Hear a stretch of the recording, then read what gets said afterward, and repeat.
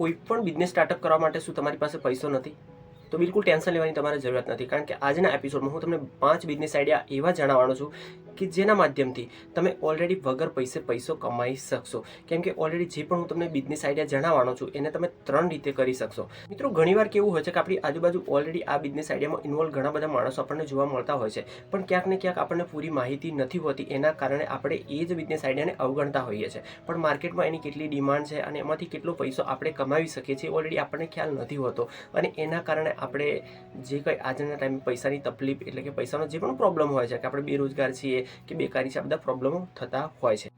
તો મિત્રો, આ જે પણ 5 કામ કે જે પણ બિઝનેસ આઈડિયાઓ છે એને લઈને તમે જો 5-5માં ઇન્વોલ્વ થાઓ છો, એટલે કે 5-5 જો તમે ટ્રાય કરો છો, તો કોઈ પણ એક તો એવો બિઝનેસ આઈડિયા હોવાનો જ કે જે તમને તમારી રોજગારી મિનિમમ 500 થી 1000 રૂપિયા દિવસના તમે ગામડામાં બેઠે પણ કમાઈ શકો. વેલકમ બેક મિત્રો, ફરીથી એકવાર નવા એપિસોડમાં આપણું ઘણું બધું હાર્દિક સ્વાગત કરું છું. અને આજના એપિસોડમાં હું તમને જે પણ 5 બિઝનેસ આઈડિયાઓ સજેસ્ટ કરવાનો છું, એટલે કે જણાવવાનો છું, એ ક્યાંક ને ક્યાંક તમે જાણો છો એવું જાણી અને વિડીયો ક્લોઝ કરવાની કે સ્કીપ કરવાની બિલકુલ કોશિશ ના કરતા, કારણ કે ઓલરેડી હું તમને 3 રસ્તા એવા બતાવવાનો છું, 3 વેથી તમે એ કામ કરી શકશો કે જેમાં તમારે કોઈ પણ જાતનો પૈસો પણ ખોવાનો નથી. Business idea number 1, shade fitting. Already નામ પરથી તમને ખ્યાલ આવી જ ગયો હશે કે આજના ટાઈમે દુકાનની આગળની જે પણ ખાલી જગ્યા હોય છે ત્યાં આગળ લોકો શેડ ફિટિંગ કરાવતા હોય છે, કોઈ મકાન આગળ કરાવતા હોય છે, ક્યારેક જે પણ ઘરના પશુઓ હોય છે એના રહેણાંક માટે એટલે કે તબેલાના સેટિંગ માટે એ લોકો શેડ ફિટિંગ એટલે કે પતરા નખાવડાવતા હોય છે. હવે જે પણ મટીરિયલ હોય છે, રો મટીરિયલ તો ઓલરેડી બજારમાંથી મળી જતું હોય છે, પણ એની સાથે જે પણ કારીગર હોય છે એની જરૂરિયાત ઊભી થતી હોય છે. અને તમને ખ્યાલ હશે જ કે તમારી આજુબાજુ યા તો તમે પણ જીવનમાં ક્યાંક ને ક્યાંક આવું જો શેડ ફિટિંગ કરાવ્યું હોય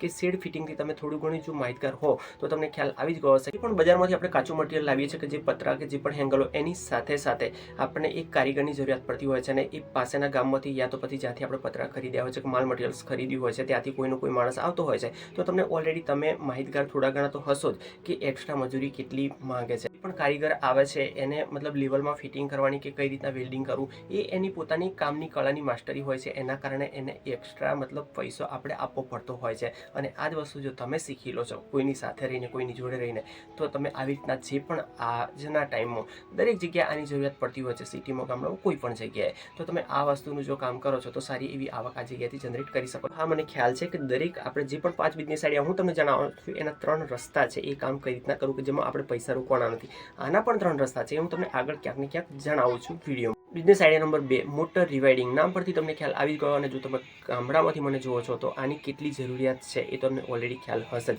કારણ કે ઓલરેડી પાણી કાઢવા માટે આપણે જે પણ મોટરનો ઉપયોગ કરીએ છીએ, બોરવેલનો ઉપયોગ કરીએ છીએ, તો કૂવાનો ઉપયોગ કરીએ છીએ, પણ ક્યાંક ને ક્યાંક એમાં જે પણ કોઈ પ્રોબ્લેમ થતો હોય છે મોટરને લગતો, શોર્ટ સર્કિટથી લઈ અને મોટર પંચર થઈ જવી યા તો મોટર બંધાવી યા તો ટૂંકમાં કહેવા જવું તો જે પણ મોટર ફિટિંગને લઈને જે પણ કામ ઊભું થાય છે, જરૂરિયાત ઊભી થાય છે દરેક માણસની કે જે આ વસ્તુમાં માસ્ટર છે, તો એની કેટલી જરૂરિયાત છે મારે તમને કહેવાની જરૂરિયાત નથી. અને આ જ વસ્તુ જો તમે કોઈ પણ જગ્યાએથી શીખી લો છો તો એ જ કારીગરી તમને સારા એવા પૈસા આજના ટાઈમે ગામડામાં ઘરે બેઠા અપાવી શકે. બિઝનેસ આઈડિયા નંબર 3ની વાત કરું તો એ છે બાઇક રિપેરિંગ. અને એની તો મારે તમને ડિટેલ આપવાની જરૂરિયાત નથી, કારણ કે ક્યાંક ને ક્યાંક આપણે રોજના રોજ જ્યારે બાઇક ફેરવતા હોઈએ છીએ ત્યારે થોડો ઘણો બોલ્ટ કે સ્ક્રૂ થોડો ઘણો ઢીલો લાગતો હોય છે, તો ઓલરેડી આપણે ગેરેજ પર જતા રહેતા હોઈએ છીએ. અને ત્યાં તમે જોયું હશે કે તમારી આજુબાજુનું જે પણ ગેરેજ હશે ત્યાં રોજના રોજ જે પણ કારીગરો હોય છે ઘણા બધા હોય છે, અને ગાડીઓ પણ ત્યાં આગળ ઘણી બધી હોય છે. તો કહેવાનો મતલબ એવો છે કે આજના ટાઈમે માત્ર ને માત્ર આપણે ચેન પણ ફિટિંગ કરીએ છીએ તો એના સિમ્પલી 20 રૂપિયા ચાર્જીસ છે. તો તમે વિચારો કે એ કામની માસ્ટરી કે જ્યાં આગળ એક બાઇકનું જે પણ એન્જિન છે એ રિપેર કરવામાં આવતું હોય છે, યા તો ટૂંકમાં બાઇકને લગતી કોઈ પણ મરમ્મત કરવામાં આવતી હોય છે, તો એનો ચાર્જીસ કેટલો હોઈ શકે? એમાં એક્સ્ટ્રા એને કંઈ પણ ખોવાનું નથી. સાચું બોલો, તમે કોઈ પણ જગ્યાએ ચેન ફિટિંગ કરાવી છે તો એનો ચાર્જીસ 10 થી 20 રૂપિયા આપ્યો છે કે નહીં? તો તમે વિચારો કે પોતે જો તમે શીખી લો છો આ સ્કિલ તો તમે દિવસના કેટલા કમાવી શકો. Business idea number 4, light fitting. અને ઓલરેડી મિત્રો આ પણ એક નામની સાથે તમે જાણી જ ગયા હશો, અને આ કામ પણ એવું છે કે જેને ઓલરેડી આપણે દૈનિક જીવનમાં પણ ગણી શકીએ, કારણ કે જ્યારે આપણું જીવન છે એ લાઇટ વગર ચાલતું નથી. દરેક ઘરમાં અજવાળા માટે આપણે લાઇટનો ઉપયોગ કરતા હોઈએ છીએ. મિત્રો, શહેરની સાથે સાથે ગામડાનો રસ્યો પણ જોવા જઈએ એક લાઇટ વાપરનારની દ્રષ્ટિએ, તો આજના ટાઈમે કોઈ પણ ઘર લાઇટ વગર બાકી નથી. એમાં જે પણ લાઇટથી ચાલતા સંસાધનો હોય છે, એમાં મોબાઈલ, ટીવી જે પણ હોય છે ટૂંકમાં, તો આ બધા યુઝના કારણે ક્યાંક ને ક્યાંક લાઇટમાં ઘણા બધા શોર્ટ સર્કિટના ઘણા બધા પ્રોબ્લેમો આવતા હોય છે, અને તમારી સાથે પણ ક્યાંક ને ક્યાંક બન્યું હશે. તો જે પણ રિપેર કરનાર હોય છે એને આપણે ઓલરેડી બોલાવતા હોઈએ છીએ, અને જો જીબીમાંથી બોલાવશો તો વહેલો કોઈ માણસ નથી આવતો. એના કારણે આપણે પ્રાઇવેટ લેવલે કોઈ માણસ બોલાવવો પડતો હોય છે, અને એનો ચાર્જીસ તો તમને ઓલરેડી ખ્યાલ જ આવી ગયો હશે કે સમથિંગ એક ચાર્જ એ લોકો 150 થી 200 રૂપિયા ખાલી આવવા જવા માટેના લેતા હોય છે, ખાલી પકડ અને ડિસમિસ લઈને આવે છે. તો પણ આઈડિયા નંબર 5 વેલ્ડિંગ વર્ક્સ, અને એ પણ ઓલરેડી નામની સાથે તમને ખ્યાલ આવી જ ગયો હશે. એના માટે પણ મારે અલગથી એક્સ્ટ્રા માહિતી આપવાની જરૂરિયાત નથી. પણ ટૂંકમાં કહેવા જાઉં તો આજના ટાઈમે જૂનું મકાન હોય યા તો પાકું મકાન હોય, પણ એમાં જે પણ જગ્યાએ આપણે દરવાજા છે, બારી છે, ટૂંકમાં કહેવા જાઉં તો લોખંડનો જ્યાં જ્યાં યુઝ થતો હોય છે ત્યાં આગળ વેલ્ડિંગવાળાની જરૂરિયાત પડતી હોય છે.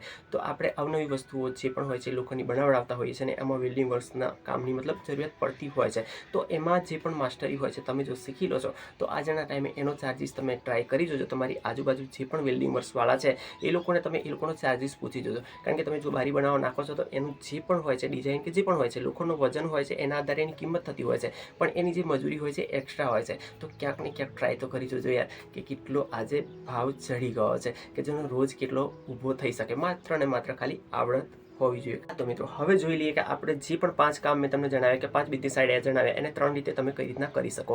એ તો સિમ્પલી પ્રકાર નંબર 1 કે જેમાં તમે પ્રાઇવેટ લેવલે કોઈ પણ જગ્યાએ તમે શીખો છો તો પ્રાઇવેટ લેવલે પોતાનું જે પણ સર સામાન છે કે જેમાં વેલ્ડિંગ વર્ક્સનું સામાન છે, યા તો પછી તમે ઇલેક્ટ્રિકલ કંઈક શીખો છો તો લાઇટ ફિટિંગનું સામાન છે, એ તમે પોતે પ્રાઇવેટ રોકાણ કરી અને એક દુકાન નાખી અને તમે કરી શકો. પ્રકાર નંબર 1 બરાબર છે. પ્રકાર નંબર 2માં તમે કોઈની દુકાન પર રહી જાઓ, માની લો કે વેલ્ડિંગ વર્ક્સ છે, યા તો કોઈ પણ ગેરેજ છે, યા તો કોઈ પણ લાઇટ ફિટિંગ કરનારી દુકાનવાળો છે.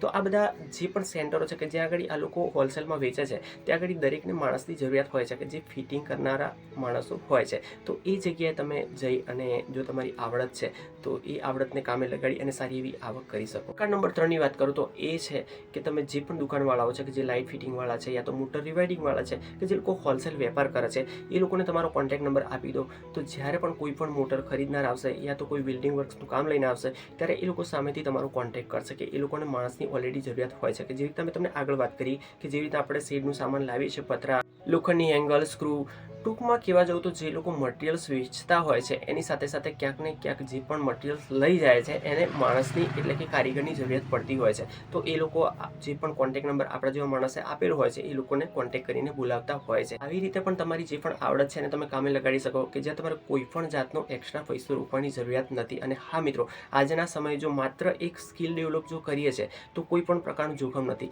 કારણ કે આવડત જો આપણે શીખી લીધી છે તો એ આવડત આપણને કાયમ કામ લાગવાની છે, અને એ જ આવડતને આપણે અવનવા કામ વારંવાર કરી શકવાના છે. એના કારણે આપણને પૈસો જનરેટ થવાનો છે. અને બાકી તો જો કોઈ પણ સામાન ખરીદીને જો આપણે ધંધો કરીએ છીએ કે માની લો કે કોઈ કરિયાણાની દુકાન કરીએ છીએ તો ત્યાં આગળ આપણું પોતાનું ઇન્વેસ્ટમેન્ટ પહેલાં કરવું પડતું હોય છે. જ્યારે એક સ્કિલ એવી વસ્તુ છે કે જેનું આપણે એકવાર શીખી લીધા પછી એ જ સ્કિલને આપણે કામે લગાડીએ છીએ અને એનાથી આપણો પૈસો જનરેટ થતો હોય છે. તો વેલ મિત્રો, આજે કે કરી વિડીયોનો એન્ડ. પણ હા મિત્રો, જો વિડીયો યોગ્ય લાગ્યો છે તો એક લાઇક જરૂરથી દિલથી કરીને જજો. બાકી મળો છો આવતીકાલે ફરીથી એકવાર નવા જ એપિસોડ સાથે, નવી જ માહિતી સાથે. ત્યાં સુધી આપના મિત્ર મુકેશભાઈ રજા આપો. જય હિન્દ, જય ભારત.